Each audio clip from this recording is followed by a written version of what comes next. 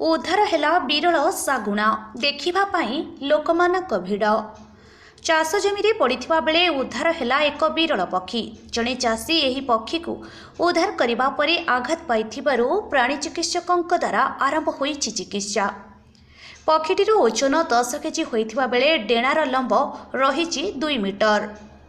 केन्द्रापड़ा जिला Marshaghai block अंगुलाई grammar जड़े चाषी बिलकु धान काटिबाकु जाइथिबा बेले बिलेरे पड़िथिबा अवस्था एक विरल पक्षी को उद्धार करिसेंती।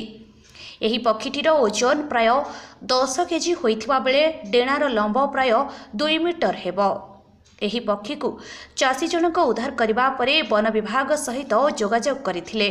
वन विभागर कर्मचारी घटनास्थल रे पहुंची पक्षीटी को मार्साघाई प्राणी चिकित्सा को आनिथिले। प्राणी चिकित्सालय डाक्तर पक्षीटीर स्वास्थ्य परीक्षा करी सालाइन और औषध दे पक्षीटीर चिकित्सा आरंभ करथिले।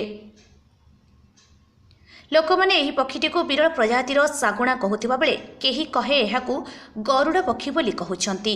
1999 महाबात्या दिन ठारू देखिबाकू मिली नाहांती सागुणा। देखिबा पई लोक माने भिड़ हेउथिबा देखिबाकू मिलिथिला।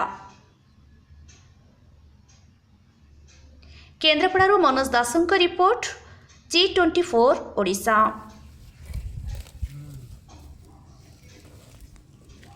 गरुड़ पक्षी।